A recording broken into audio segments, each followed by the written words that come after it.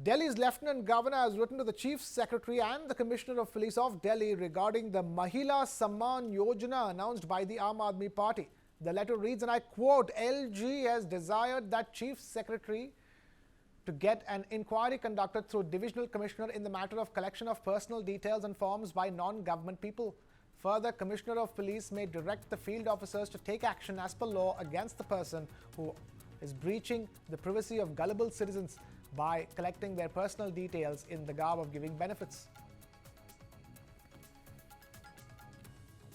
This comes just a day after the LG ordered a probe into the Mahila Samman Yojana, under which the Aam Aadmi Party has promised to give 1,000 rupees per month to every eligible female in Delhi and raise the amount to 2,100 rupees per month if re-elected in the assembly elections next year. The LG has also appointed a divisional commissioner to find out on what basis the registration of the scheme is being done.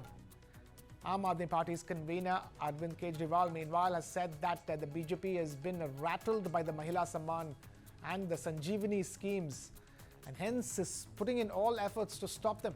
He said that such efforts by the BJP will be unsuccessful and it will lose the upcoming elections. हर महिला को 2100 रुपए दिए जाएंगे।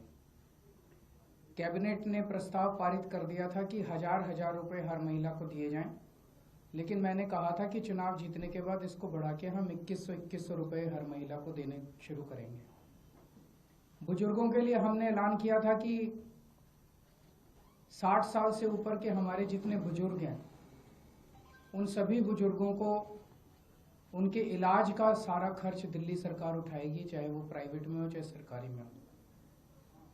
ये दोनों योजनाएं इतनी हितकारी थी, जनता के पक्ष में थी, लोगों के पक्ष में थी कि इन योजनाओं में हमने जैसे ही रजिस्ट्रेशन, आम आदमी पार्टी ने जैसे ही रजिस्ट्रेशन करना चालू किया, इतनी लंबी लंबी लाइनें लगने लग गई, लोगों में इतना उत्साह था, लोग बहुत खुश थे। जाहिर तौर पे बीजेपी की नींद उड़ गई, बीजेपी बुरी तरह से बौखला गई और बीजेपी के कई नेताओं ने मुझे फ़ोन करके बोला कि जी चुनाव तो ख़त्म हो गया, बोला लगता नहीं इस बार 3-4 सीट भी आएंगी, और बोला कि जीतनी तो दूर की बात है, कई सीटों पे बीजेपी की हो सकता है जमानत जब्त हो जाए। तब इन्होंने ये ठान लिया कि इन योजनाओं को किसी भी तरह से बंद करना है। इन्होंने अपने गुंडे भेजे, कई जगह जहाँ पे कैंप लगे थे वहाँ पे गुंडों ने हमारे कैंप उखाड़ने की कोशिश की। इन्होंने पुलिस भेजी, पुलिस भेज के इन्होंने उखाड़ने की कोशिश की और आज इन्होंने एक फर्जी जांच के आदेश दिए हैं कि जांच होगी। किस चीज की जांच होगी? मेरे को ये नहीं समझ आता, जांच किस चीज की होगी? कोई हम पैसे इकट्ठे कर, हम क्या कर रहे हैं? हम तो लोगों को कह रहे हैं भाई जो जो लोग इस योजना का लाभ चुनाव के बाद उठाना चाहते हैं वो आके रजिस्टर करो।